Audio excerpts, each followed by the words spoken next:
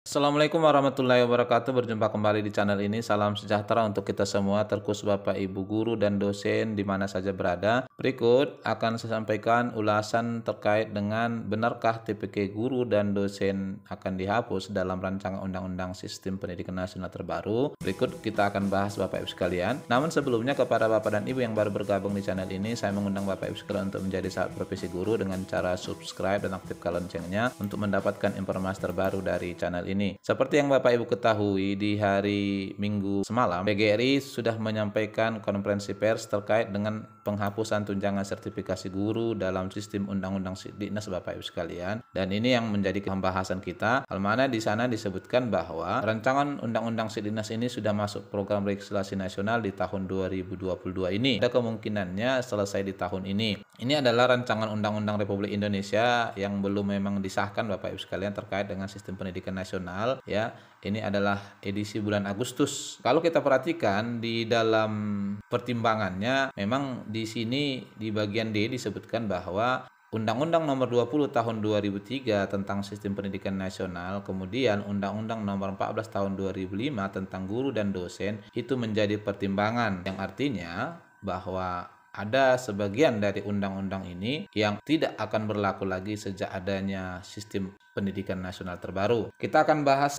poin-poin pentingnya terkait dengan tunjangan sertifikasi ini Bapak Ibu sekalian. Yang menjadi perhatian kita adalah di pasal 105-nya, dalam menjalankan tugas keprofesian, pendidik berhak memperoleh penghasilan pengupahan dari jaminan sosial sesuai dengan ketentuan perundang-undangan. Kemudian yang kedua, mendapatkan penghargaan sesuai dengan prestasi kerja. Ini adalah poin yang dimuat di 105. Kalau kita bandingkan dengan Undang-Undang Nomor 14 Tahun 2005, bahwa tunjangan profesi itu adalah penghargaan atas prestasi kerja. Jadi masih selaras Bapak Ibu sekalian. Kemudian di pasal 109 halaman 40 disebutkan, setiap orang yang akan menjadi guru wajib lulus dari pendidikan profesi guru. Di sini kita perhatikan bahwa undang-undang nanti mewajibkan yang menjadi guru itu adalah yang memiliki sertifikat pendidik, ya. Kemudian pemerintah pusat memenuhi ketersediaan daya tampung pendidikan profesi guru untuk memenuhi kebutuhan penyelenggaraan pendidikan. Jadi arah kebijakan terkait dengan guru yang berhak mengajar itu memang sudah diharuskan di sistem undang-undang yang baru nanti. Kemudian di halaman 50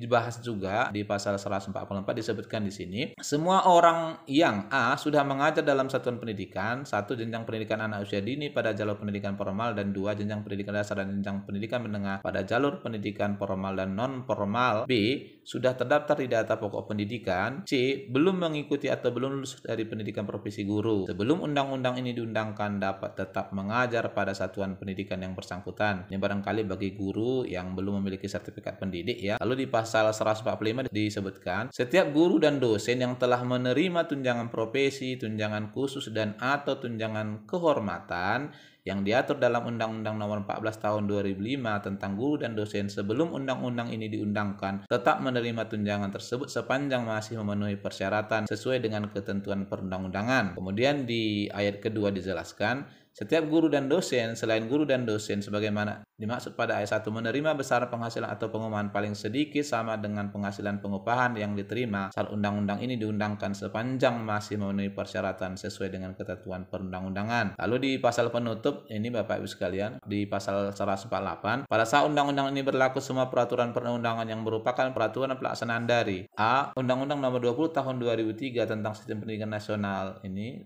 kemudian B. Undang-Undang Nomor 14 Tahun 2005 tentang guru dan dosen, kemudian C. Undang-Undang Nomor 12 Tahun 2012 tentang Pendidikan Tinggi Lembaran Negara dinyatakan masih tak berlaku sepanjang tidak bertentangan dengan undang-undang ini. Lalu di pasal 149 dimuat lagi, pada saat undang-undang ini mulai berlaku, Undang-Undang Nomor 20 Tahun 2003, Undang-Undang Nomor 14 Tahun 2005, kemudian Undang-Undang Nomor 12 Tahun 2012 tentang Pendidikan Tinggi dinyatakan dicabut dan tidak berlaku. Inilah isi dari sistem pendidikan nasional kita yang terbaru terkait dengan tunjangan profesi ini Bapak Ibu sekalian. Terkait dengan tunjangan profesi tidak secara spesifik disebutkan akan dihapus Bapak Ibu sekalian. Memang ada kalimat bahwa di pasal 148 dinyatakan tetap berlaku apabila tidak bertentangan dengan sistem pendidikan nasional terbaru, dan pasal 49 tadi dinyatakan tidak berlaku apabila bertentangan dengan isi dari sistem pendidikan nasional terbaru. Kalau kita perhatikan untuk sistem pendidikan pemberian tunjangan profesi ini di Undang-Undang Nomor 14 Tahun 2005, di sana ada dijelaskan tentang kewajiban yang harus dipenuhi oleh guru untuk mendapatkan tunjangan sertifikasi, yakni 24 jam. Dan kalau kita bandingkan dengan paparan yang dimuat di sini Bapak Ibu sekalian, di paparannya ini dijelaskan oleh Kemendikbud terkait dengan paparan peralihan sistem pendidikan nasional. Kita akan lihat di bagian latar belakang pembentukannya, di bagian akhir disebutkan sini telah ada beberapa putusan Mahkamah Konstitusi yang mengubah materi undang-undang. Contoh putusan MK yang membatalkan sekolah bertaraf internasional. Kemudian putusan MK yang memasukkan kembali gaji guru ke dalam 20% APBN. Di anggaran pendidikan ya, tunjangan sertifikasi guru itu masih masuk dalam anggaran 20% dari APBN Bapak Ibu sekalian. Jadi tetap ini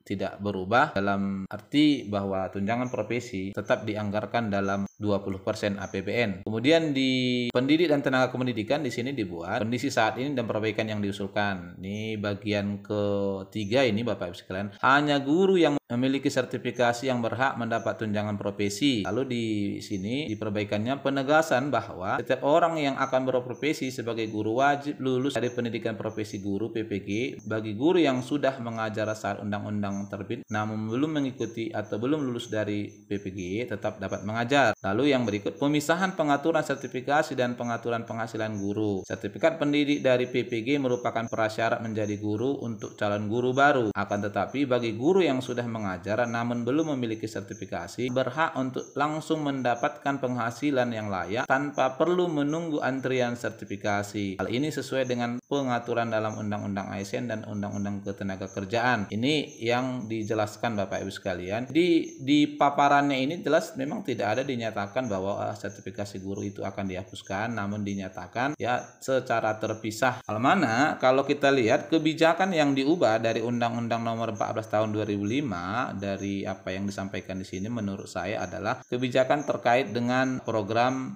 untuk guru-guru yang sudah mengajar namun terkendala penerima tunjangan sertifikasi karena adanya antrian sertifikasi. Karena Undang-Undang Nomor 14 itu khusus membahas tentang guru dan dosen, memuat tentang tunjangan profesinya, maka di kalimat ini jelas bahwa profesionalnya seorang guru itu masih tetap dilihat dari sertifikat pendidik, maka itu tidak dihapuskan. Begitu juga untuk dosen Bapak Ibu sekalian, di sini disebutkan untuk dosen, hanya dosen yang memiliki sertifikasi yang berhak mendapatkan tunjangan profesi. Lalu di perbaikannya, bagi dosen yang sudah mengajar namun belum memiliki sertifikasi berhak untuk langsung mendapatkan penghasilan yang layak tanpa menunggu antrian sertifikasi. Hal ini sesuai dengan pengaturan dalam Undang-Undang ASN dan Undang-Undang Ketenagakerjaan. Lalu di ketentuan peralihan di bagian ke-9 ini disebutkan, setiap guru dan dosen yang telah menerima tunjangan profesi, tunjangan khusus dan atau tunjangan kehormatan yang diatur dalam Undang-Undang Guru dan Dosen tetap menerima tunjangan tersebut sepanjang masih memenuhi persyaratan sesuai dengan ketentuan perundang-undangan. Ini yang pertama jawabannya Bapak Ibu sekalian. Lalu yang kedua, setiap guru dan dosen yang belum menerima tunjangan yang diatur dalam Undang-Undang Guru dan Dosen menerima besaran penghasilan atau pengubahan paling sedikit sama dengan penghasilan atau pengubahan yang diterima saat ini sepanjang masih memenuhi persyaratan sesuai dengan ketentuan perundang-undangan. Ini adalah jawaban atas Undang-Undang